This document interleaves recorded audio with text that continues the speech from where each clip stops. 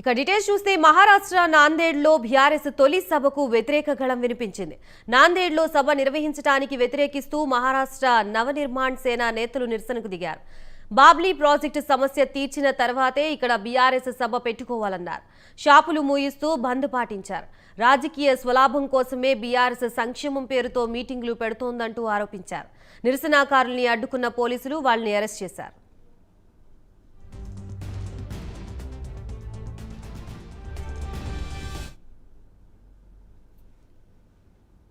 ఇక ఇదే అంశానికి సంబంధించి మరింత సమాచారాన్ని మా ప్రతినిధి శ్రీనివాస్ ఫోన్లో అందిస్తారు. శ్రీనివాస్, గాయత్రి, ఏదైతే బీఆర్ఎస్ పార్టీ నాందేడ్లో నిర్వహిస్తున్న రెండో సభకు మరికొన్ని గంటల్లో సీఎం కేసీఆర్ రానున్నారు.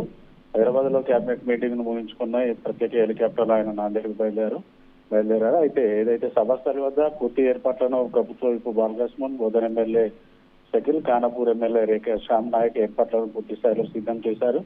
ఏదైతే అబ్కి బార్ కిసాన్ సర్కార్ పేరుతో నిర్వహిస్తున్న బహిరంగ సభకు ఇప్పటికే భారీ సంఖ్యలో ఇటు నాందేడ్ రైతులు, జిల్లా ప్రజలు హాజరయ్యారు.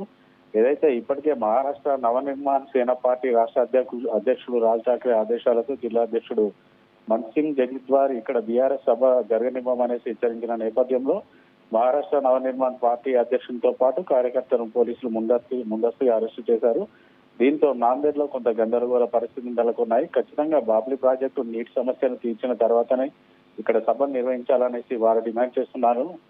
మమ్ములను అరెస్టు చేసి సభను చేసినంత మాత్రాన సభను జరిగేమనేసి కూడా ఇప్పుడు ఇటు ఎంఎన్ఎస్ పార్టీ నేతలు అంటున్నారు. మరికొన్ని గంటల్లో సీఎం కేసీఆర్ నాందేడ్ కు చేరనున్న నేపథ్యంలో పోలీసులు పటిష్ట బందోబస్తును అయితే ఏర్పాటు చేశారు. గాయత్రి.